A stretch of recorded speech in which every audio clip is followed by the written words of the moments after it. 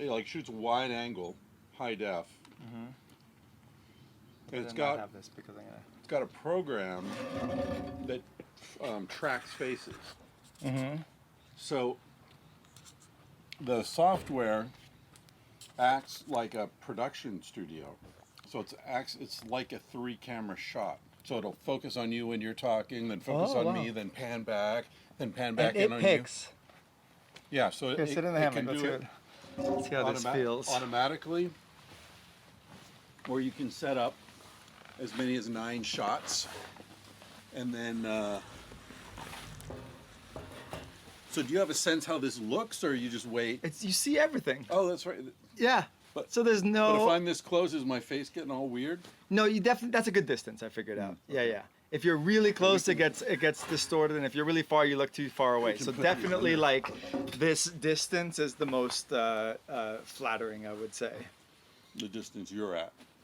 We're about equidistant. No, let's see. Like this, I would say. All right, so I need to be You could swing. You could swing. There you go. That'll freak people out. So I guess I think actually that what would be a good point of this is Casilda, co-author. Oh, are of we Sex on Dawn. already? Already on. Oh shit! yeah? We're on. Say hi. We're in virtual reality. Oh, really? Yeah. Oh. This filming 360 degrees. People can look up, looking down to the side, and everything. It's kind of fun. Technology. But so I think that's an interesting jumping off point. Is someone who kind of looks to the past, the very distant past for kind of inspiration on how to live. Yeah. How do you square that with technology? What's your relationship to technology? Be it like the internet to like newfangled things like this to. You know, I think it's really important not to be bedazzled by it and to just sort of assume that because it's new, it's necessarily going to improve your life. Right. I think, I'm not anti-technology. Fire is technology. This hammock I'm in is technology. It's, changing the environment to your advantage. So, but I do think that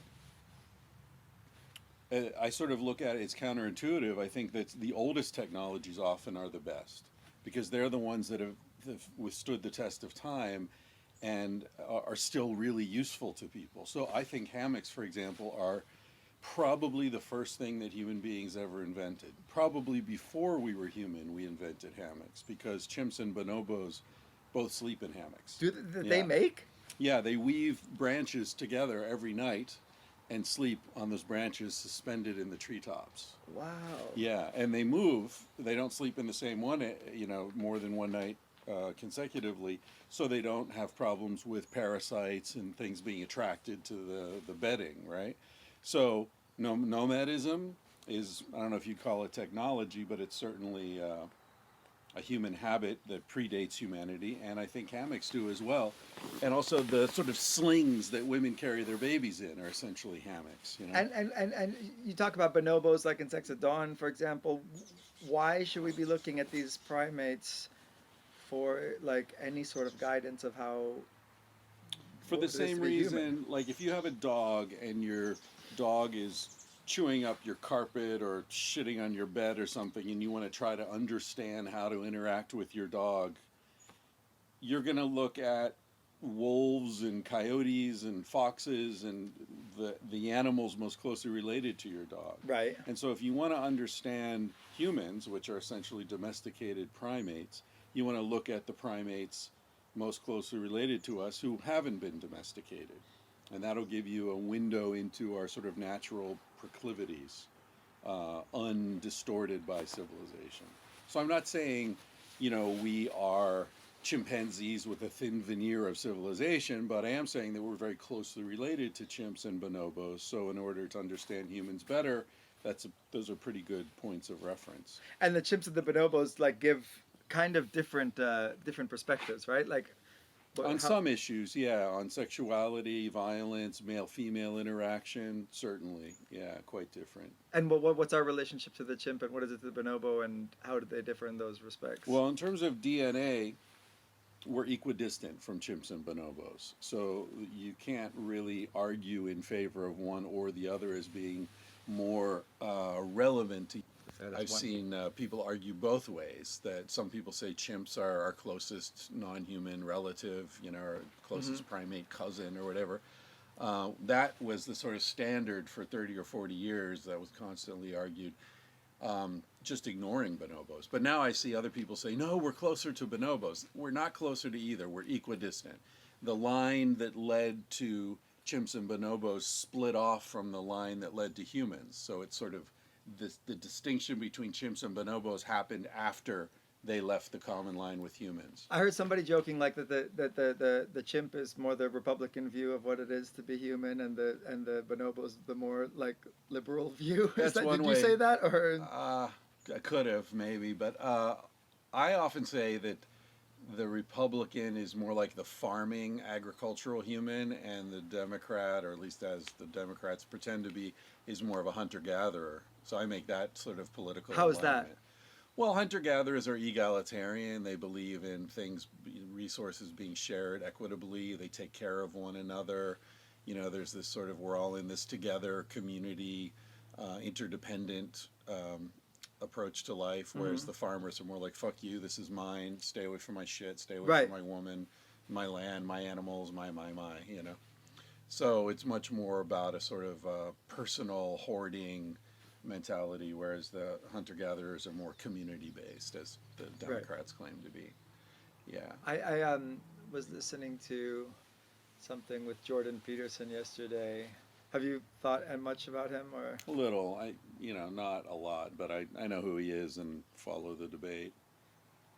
One thing I like his kind of like this idea that we should look at our his kind of Jungian analysis of archetypes and everything, and of course like his politics are totally different from mine, but I don't think his politics are as simple as people make out to be. I think, but yesterday I heard something which I hadn't thought of before, and so it was kind of an aha moment. Was he said, the environmental movement is very archetypal, and it's the idea of Mother Earth as this virgin, pure, maternal,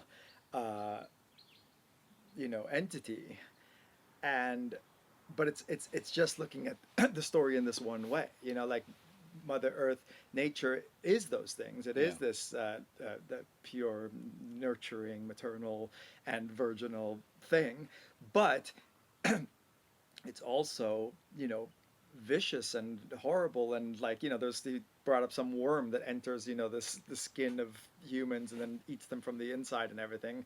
That's also this Mother Nature that we should be quite glad to be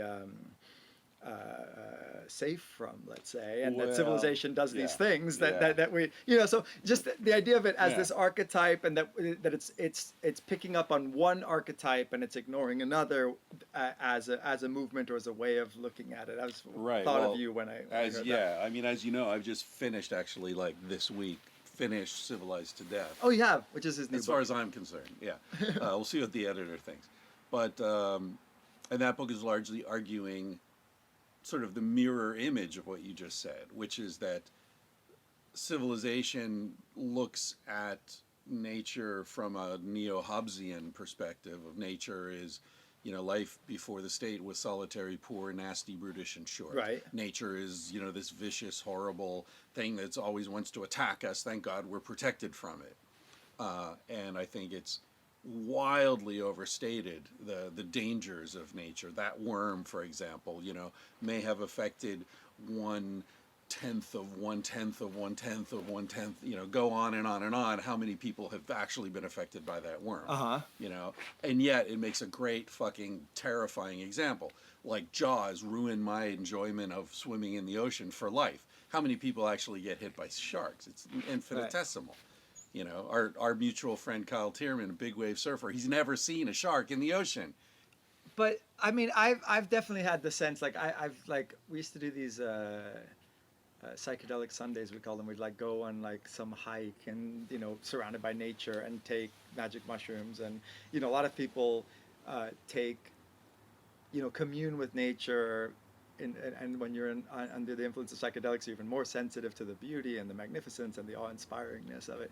But I also had a very strong sense every time we did this of being grateful that I had a roof to go, that I had a home to go to and a roof over my head, and so I had a sense of gratitude for that, and a sense that of kind of vulnerability that I understood even more poignantly than usual that if I was gonna be, if I was left alone in this jungle Right.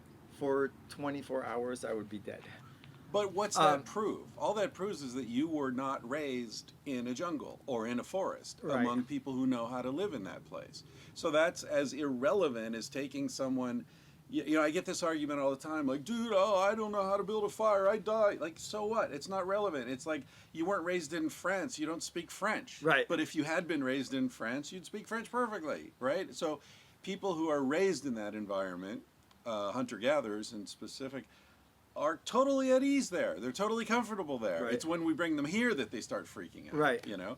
So that sort of like, oh, I'm so vulnerable in nature, therefore nature is dangerous. That's, what's it called, a solipsism, or not solipsism, the circular argument? Yeah. You know, I forget what it's called in philosophy, where the premise of your argument provides the seeming... It's a tautology. Tautology, that's the word I was looking for. Yeah, so I remember seeing this great, there was a Herzog film called Rescue Dawn. Did you see that? Christian Bale, I think, was the main. And there's this scene where, like, he was a Air Force pilot in Vietnam, got shot down, was in a prisoner of war camp in Laos, and he and this other dude escaped, and they, like, you know, a month or something in the jungle trying to get their way back, and then they got captured. And they're starving, totally starving in this jungle in Laos. Couldn't eat anything, were totally fucked up.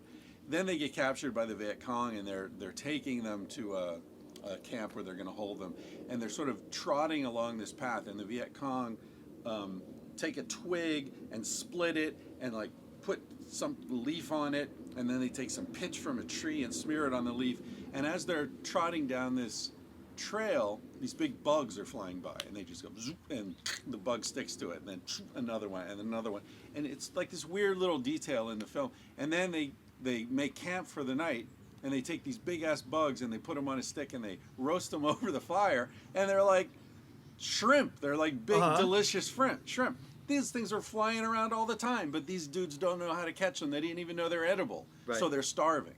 But that doesn't mean that if you're a human being in that environment, you would be starving. But since we're not in that environment, what's your, particular attraction to these? Like, we talked already about your, what we can learn from the animals, the primates. Why are you attracted to this like pre-civilized time? Like, I'm perfectly happy with the benefits of civilization. I am excited about technology. Like, what is it that Says the attracts guy you who to was the... raised in a fucking castle. He's happy with the benefits of civilization. Of course you are, but it's not sustainable, right? We're in the end days of civilization. So you and I live very well. I agree. And most of the people we hang out with are having a really good time. But this system is not sustainable. And if you look at the globe, the global population, the vast majority of the people on the planet are not having a great time. They're not benefiting from this system. Right. So what I'm trying to do is step back and say, okay, first of all, what in Civilized to Death, what are the true costs of civilization? Because the cost of civilization are constantly being undersold, and the benefits of civilization are constantly being oversold. Right. And so I want to say, look, I'm not telling people what to decide. I'm just saying, let's look at this question in a more sort of objective, balanced way. What are the real costs, and what are the real benefits? My cell phone, which was pitched to me, is going to revolutionize my life and save me so much time. What's it done? It's given me a crick in my neck, and it's wasted most of my fucking time. Right. And I think that happens a lot. I feel with this a lot. Yeah, civilization. for sure. Yeah. We have to resist this. The technology is definitely a double-edged sword, and it's true. Like, I was just thinking the other day. Like, I don't know if you saw. I posted a video of me playing guitar 20 years ago. Oh yeah, I did. And I just remembered like how often I would sit for like 5-6 hours playing the guitar because there wasn't anything else to do. Right. And now we don't have that boredom. Yeah. And therefore we aren't able to dive as deep into things because we're so easily distracted by all of these. I feel it. And you and I can remember those days. We were raised, our brains were shaped around the presence of boredom. What's it like now? What's it like now when people are being raised without even an awareness? You know, the shifting baseline theory, right? Like Right. they've never experienced it. It's not part of their world. They don't know they're missing it. Right. I mean, I remember traveling. Although I find that kids have the ones I've talked to, some of them have a much better relationship to it. Because they've had it the whole time, they seem to take it more for granted and therefore aren't quite as seduced by it. So like I met Right. I was hanging That out with could these be. 20-year-old girls, 19 and 21-year-old sisters, and they're making movies and directing music videos and doing all this really productive, skillful stuff. And I'm like, how do you do it? How do you resist like Instagram and this and that? They're like, oh, we just do it all. Yeah. And they just are able to compartmentalize it. They don't Yeah. need to resist it, but maybe because they don't have as much of a contrast class as we have to be able to say like, oh, I remember when it wasn't there at all. And I'm sure we tend to romanticize the past a little bit Yeah. too. You know, like Yeah. I was wasting time in other ways. You remember jerking off before porn? Exactly. By the way, I know you weren't strictly speaking raised in a castle. I just felt like I romanticize your past. I was also, you know, there's a tendency to look with suspicion at the technology. I always, I saw this quote of Plato recently, which is astonishing because he writes about the alphabet, which also happens to be the Google parent company's name now is Alphabet, right? Right.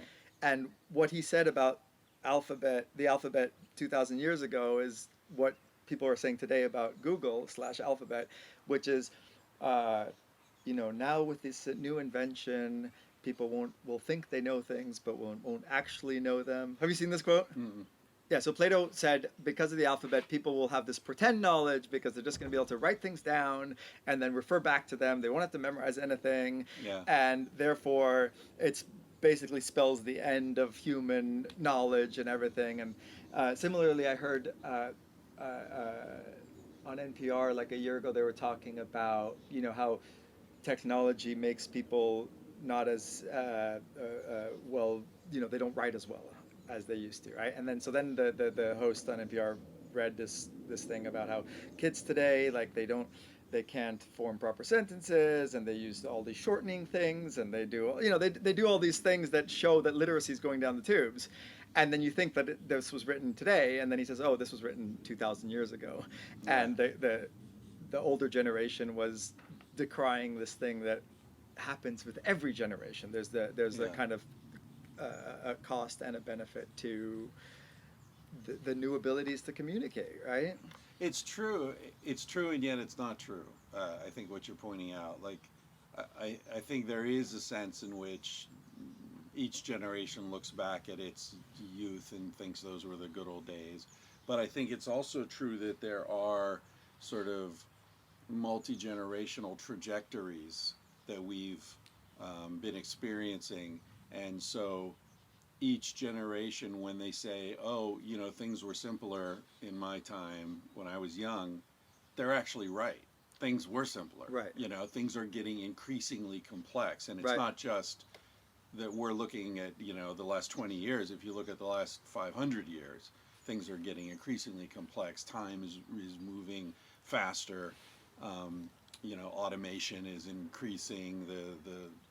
You know, the sort of dignity of human life seems to be in decline.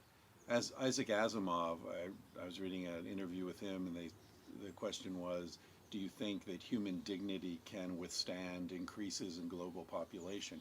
And he said no. He said there's a limited amount of human dignity, and the more people you have, the less each person gets. Right. Yeah. But you will have to defend yourself when the book comes out against attacks of like romanticizing the past, right? Sure. And I mean, do you think that you have this even a little bit, this tendency, or you don't? Oh yeah, of course. Yeah. I recognize I have biases and blind spots and all the rest. That's why I don't say anyone should agree with me. All I'm saying is I think this is a legitimate question to ask. Is civilization worth the cost? And in order to answer that question, we have to have an honest assessment of the cost and an honest, Have this? in order to entertain that question of whether civilization is a net benefit or not to Homo sapiens, we need to have, I think, a clear, objective, as much as possible discussion of the costs and the benefits. And the way it's being discussed now, if at all, I think is wildly skewed. Now you might say, oh yeah, but you're skewed in the other direction, and you may be right, but at least there's a balancing effect there. And do you think it's an option? I mean, is civilization optional? Is it something that we can like turn away from, or is it an inevitable kind of train? And or is there the possibility of like a more integrated life that takes the best of both, of civilized That's and what I hope happens. primeval existence? Or what do Yeah, you I call it? mean, you know, like we started off talking about, if you want to understand your domesticated canine, you look at wolves or foxes or whatever, right? And in the book, in Civilized to Death, I tell this story about how years ago I was on the island of Sumatra in Indonesia. And I went to this city called Bukittinggi, right on the equator. And for some reason, I went to a zoo there. I ended up in this zoo, and it was like the saddest place I've ever been. It was concrete boxes with iron bars over the front, full of orangutans that they had captured, because Sumatra is one of the few places where orangutans still exist. And these orangutans, highly intelligent apes, you know, were just sitting there in their own shit in concrete and just like reaching out like, please kill me, anything, just get me the fuck out of here, you know. And that traumatized me so much, I didn't go to a zoo again for probably 20, 25 years. And then I was here in California, and a friend of mine was going down to the San Diego Zoo, and he was like, dude, there are bonobos down there, you should come check it out, you got this book, you know. So I went down there and went to the San Diego Zoo, and it was so different. It was so like the enclosures looked like and seemed like the natural environment of the animals, and there were no fences, and you know it was water barriers for animals that don't swim, like you Right. know, chimps.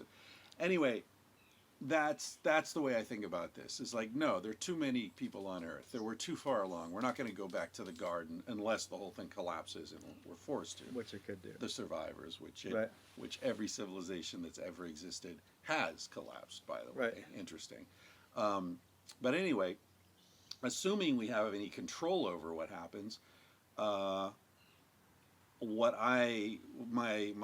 hope is that we will design our artificial environment like the San Diego Zoo and not like the Bukittinggi Zoo. So yes, we do have a choice in guiding the movement. I think you're right. I think it's going to keep moving. There's no way to stop it or turn it back. But I think hopefully if we get a lot smarter than we've been up till now, we can guide it toward a more humane and human artificial environment and design our world in a way that leads to greater happiness for all of us. And I think that's well within our grasp. The science is there.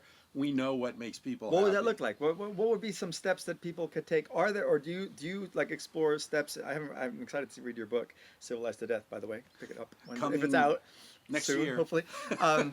But are there kind of simple, practical suggestions that you make to take us to a place that is maybe more in touch with both our instinct as animals and our relationship to the planet, that we can take without a huge shift in the culture at large? Are there individual things that we can do? Sure. I mean, I think, for example, you know, people are doing this all over the place. And so if you look at what's happening in medicine, evolutionary medicine, Darwinian medicine, people are looking back at the paleo diet, paleo fitness, you know, how they're studying in many different fields. They're going back and looking at hunter-gatherers to try to figure out what is the best human approach to this thing, whether it's food or exercise or sexuality or whatever. What we can do individually, it depends on your life, but the way we raise our children can definitely be altered in light of the way hunter-gatherers raise children. There's a great book called The Continuum Concept that really gets into this. It's fantastic. Like kids, You put a kid alone in a dark room and tell him to go to sleep, and he screams all night. You put a kid alone? You put a kid alone in a dark room and say, we'll see you in the morning, you'll be fine, and that kid screams. That kid's screaming because he's got millions of years of evolution saying, if you're alone in the dark, you're going to be eaten by a fucking leopard. Right. Right? Call for help. That's built into our genes. That's built into us for good reason. No wonder that kid's screaming. No wonder the kid's terrified. We traumatize children as like a typical part of, healthy parenting. Now, I'm not criticizing parents. No, people are doing the best they can. Also, parents who are alone trying to raise children. That's not the way we're designed. We're designed to raise children as a community, as a group of people who take care of each other. So I think things like pooling resources, helping out with each other's kids, helping out, like we don't all need our own houses, our own cars. We could all live in a big place the way you do. And your life replicates a lot of these things, actually. You're near nature. You have a lot of friends who are welcome to come to your place and hang out. There's a generosity of spirit and a sort of flow of affection that I see in your life that replicates a lot of this. I think so. Even What's the solution to the kids sleeping in the dark? I remember falling asleep very happily and with a lot of people around. Me too. That's one of the most comforting things ever, is to fall asleep when your parents and your friends are laughing, and you're like, all these adults love me. All these adults would take care of me, right? That's a really beautiful feeling for It's kids. funny, I'd never thought of that, but some of my fondest and earliest memories are of like my grandfather lived in a commune, like had a commune in Sardinia, and there was just always people around, and I was going there when I was like 5-6 years old, and there'd be people playing music, and there was no bedtime, and there was no bedroom that was separate, and there was hammocks, and there was things, and it's some of my fondest and earliest memories are just like falling asleep in that, and then maybe being brought to a bed and being half included, asleep. not being like included. that's the kid's space and this is the adult space. Exactly. Like, no, let it flow together. Kids, you're going to spell out bad words around kids. You think they don't know what's going on? SEX, like, come on, man. Yeah. Kids know when you're bullshitting them. Right, and when right. You're not, and I think they feel. I'm no expert on parenting, but I think another area like. Let's go to the ROOM so we can fuck. I remember my parents saying. Oh no.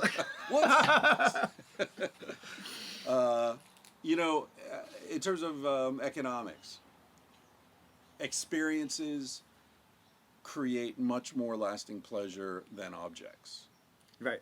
So, budget your money and time toward experience rather than things. Right. So, have a smaller, cheaper house and travel more often. Right. Another thing that reliably makes people happy. If you're depressed, your life sucks, whatever, the best thing you can do for yourself is to help other people. Right. It sounds like bullshit. It sounds like some sort of Hallmark bullshit, but the science demonstrates it over and over again.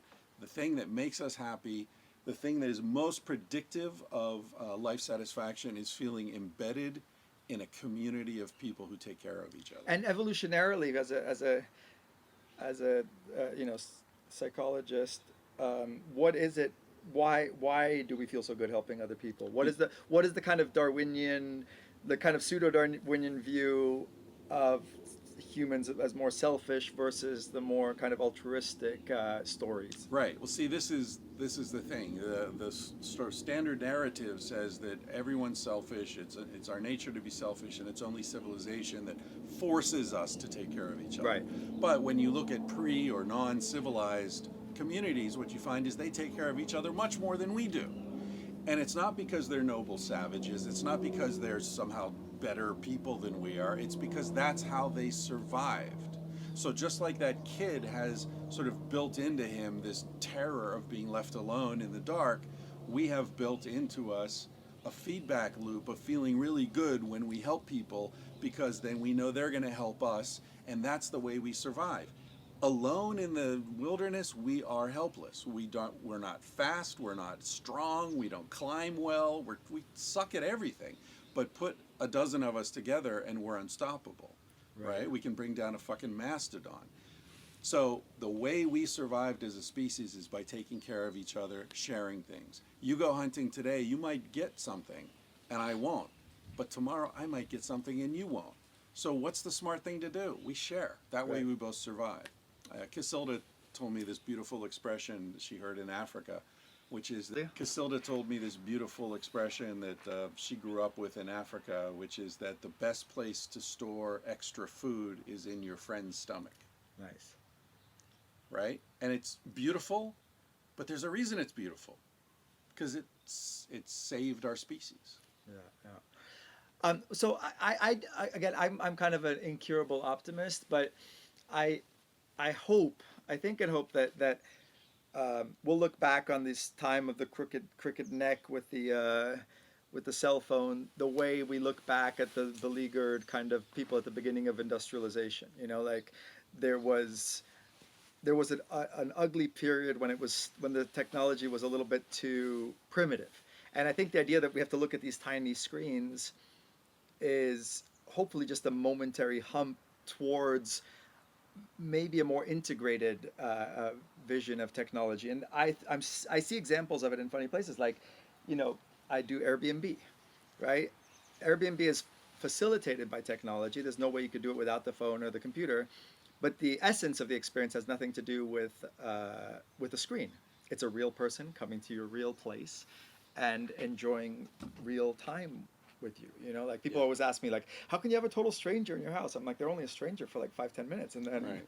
very soon you realize they're just fellow human beings, and very often they end up becoming friends and Yeah. lifelong close friends I've made through this. Um, you know, here's something, we're doing this in this virtual reality. There's no screen on that. The person experiencing this might end up putting on a headset and being in this space with us in some way. You know, probably that's going to end up feeling too isolated. So there'll be some mixture of a headset with, and you know, again, I have this kind of geeky technophilia as well as the concerns that you share. So I'm wondering if you have an optimistic view of the way technology could be incorporated in this. Could the looking forward also integrate looking backwards, for example? Also, like the distant past becomes more available to us as technology gets better for understanding it, even, right? Like never, maybe, you know, 1,000 years ago, 1,000 years before that were more invisible to them than it is to us now. We have Right. greater access to information and knowledge about the distant past, and Yeah. so I'm wondering if you might share some of that optimism. I make a distinction between optimism and hope. Right? What You is know. the distinction? I think the distinction is that optimists think that things generally get better. Uh-huh. Things generally end well, and so it's sort of a faith-based approach to thinking. Whereas for me, hope is the acknowledgement that wild surprises can come about, things that nobody could have predicted. That can, you know, could be a meteor strike, or it could be something fantastic happening. Or something that looks like a terrible disaster could turn out to be wonderful. You never know. So to me, that's hope. So I would not say I'm optimistic. There's a great book called... Or you're hopeful. But I'm hopeful, yeah. There's a great book called A Brief History of Progress by Ronald Wright, where he goes through the major civilizations and shows how they all follow the same trajectory, same life cycle, and they all end in collapse. Right. And this is the first that will end in a global collapse. The others have all been regional, Rome and Greece, Right. and the Sumerians and so on. Do you think we'll colonize other planets? I think that if we go that route, it won't be us.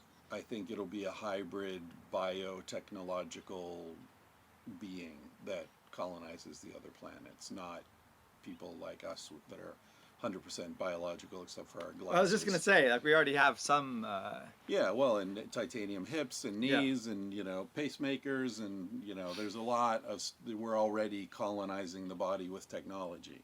And so I think that's one way we can go. The other way we could go would be more of a sort of enlightened return to where we came from. You know about the oh shit, what's it called?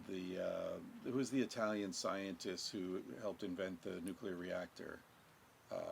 Fermi, Enrico Fermi. The Fermi effect. It's like this? No. Well, no, maybe this means it's almost finished.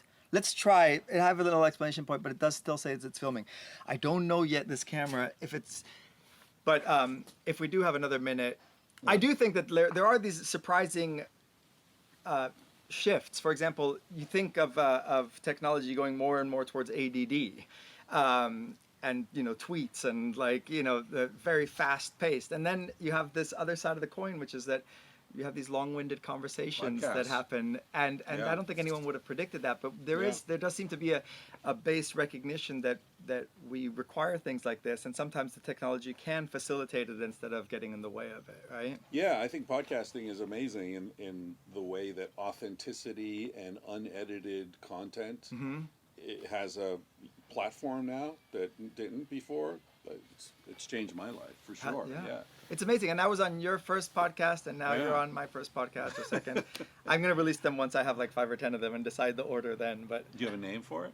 Being in the World. Oh, okay. Yeah, because I made the movie Being in the World, and then I really liked the expression, and I happened to buy the domain beingintheworld.com, and there you go. I think it works. So yeah, well, thanks, because I do love these. I also love the way that it can facilitate a kind of a motivated conversation that is also just worthwhile even if the camera wasn't on. Yeah. Don't you think? Yeah, no, that's why I love the podcast. It gives me a chance to sit down with people who otherwise would be too busy. Yeah. Or, Yeah. And it also, we turn off our phones and it's just us for an hour or two. I'm super excited about it.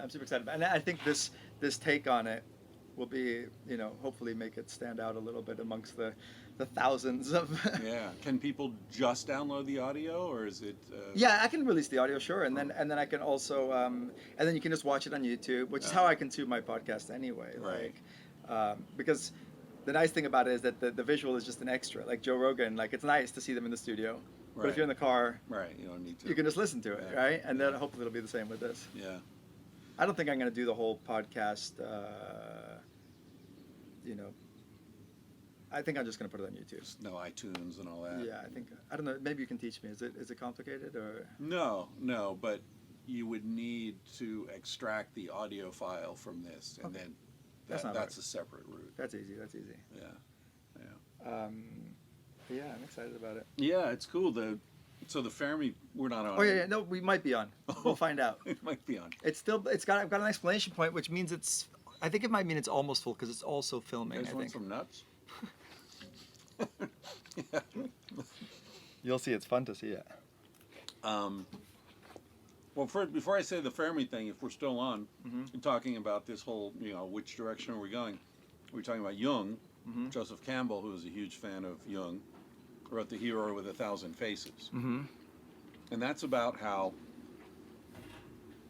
every major story that's known to a mythologist like him basically is the same story. That's why it's a hero with 1,000 faces. They all do the same thing. They go out in search of some wisdom, some knowledge, have various experiences, gain wisdom, but not the thing they were looking for, and then at the end they return home. Homer, the Odyssey, it's the same thing over and over again. And back home, they find the thing that they had left home to go look for. I think, from my perspective, biased though it may be, that's the best possible way to look at human history and prehistory.